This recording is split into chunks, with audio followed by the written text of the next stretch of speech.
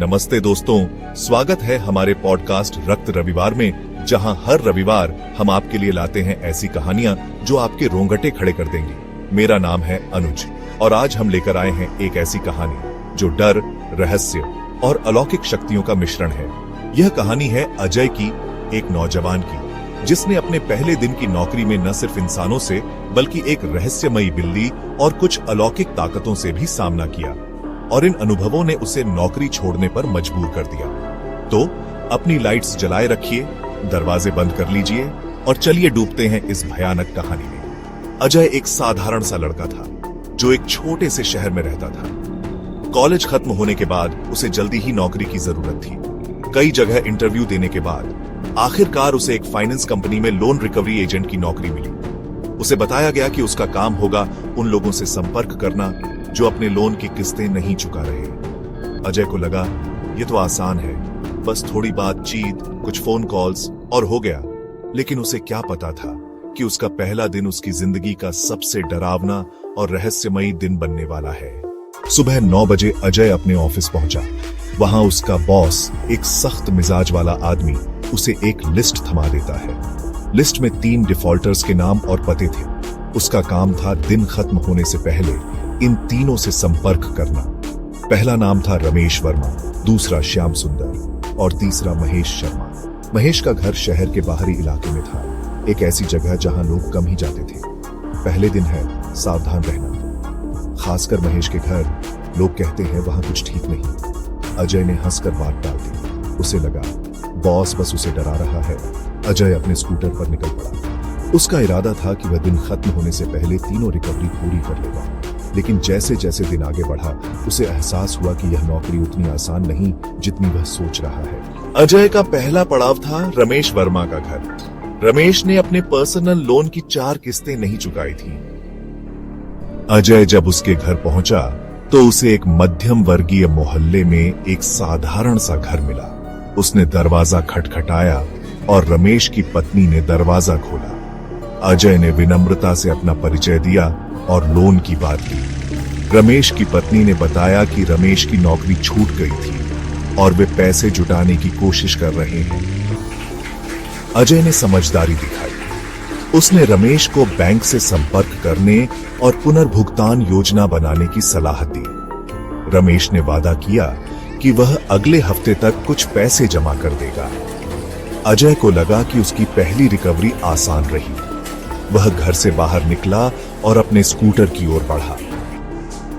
अजय का अगला टारगेट था श्याम सुंदर, जो एक छोटे से बिजनेस लोन का डिफॉल्टर था। श्याम का घर एक भीड़-भाड़ वाले इलाके में था। अजय ने दरवाजा खटखटाया और एक गुस्सैल दिखने वाला आदमी बाहर आया। श्याम ने अजय की बात सुने बिना चिल्लाना शुरू कर दिया, तुम लोग हर महीने आकर परेशान करते हो, मेरे पास पैसे नहीं है। अजय ने शांत रहने की कोशिश की।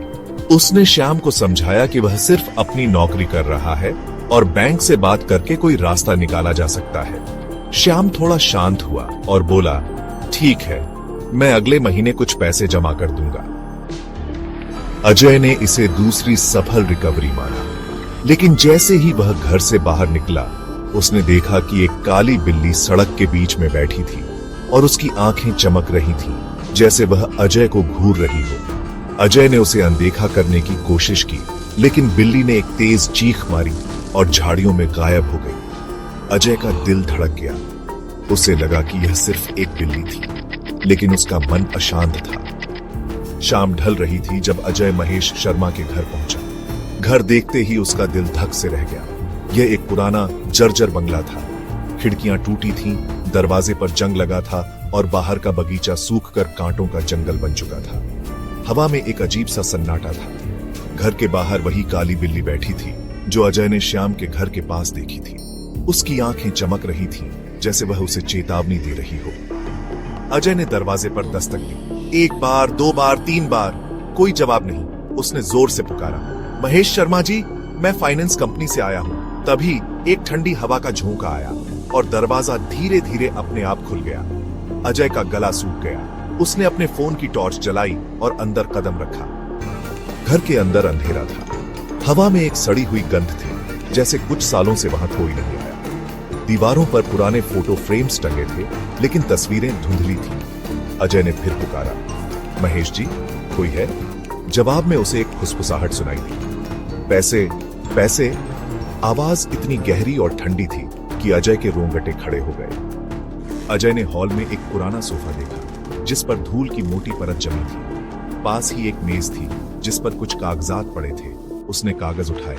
वे महेश के लोन के दस्तावेज थे, लेकिन हर पेज पर लाल रंग से लिखा था, तुम नहीं बचोगे। अजय का दिल जोर जोर से धड़कने लगा। तभी उसे पीछे से किसी के कदमों की आहट सुनाई दी। उसने टॉर्च घुमाई और एक पल के लिए उसे एक लंबी काली साए जैसी आकृति दिखी। उस आकृति का चेहरा नहीं था, बस एक काला गहरा गड्ढा। अजय चिल्लाया और दरवाजे की ओर भागा, लेकिन दरवाजा अपने आप बंद हो गया। उसने पूरी ताकत से उसे खोलने की कोशिश की, लेकिन वह टस से मस नहीं हुआ। उस डरावनी आवाज ने फिर गूंजना शुरू किया, पैसे या जान। अजय ने देखा कि कमरे की दीवारों पर लाल रंग टपक रहा था, जैसे खून। तभी उसने देखा कि वही काली बिल्ली अब घर के अंदर थी और उसकी ओर बढ़ रही थी। उसकी आंखें लाल चमक रही थी और उसके दांत बाहर निकले हुए थे। अजय ने अपनी आंखें बंद की और चिल्लाया, मुझे माफ कर दो, मैं सिर्फ अपनी नौकरी कर रहा हूं। तभी सब कुछ शांत हो गया। उसने आंखें खोली तो दरवाजा खुला था और बिल्ली गायब थी। वह अपनी जान बचाकर बाहर भागा और अपने स्कूटर पर सवार होकर ऑफिस की ओर दौड़ा। अजय जब ऑफिस पहुंचा, उसका चेहरा सफेद पड़ चुका था।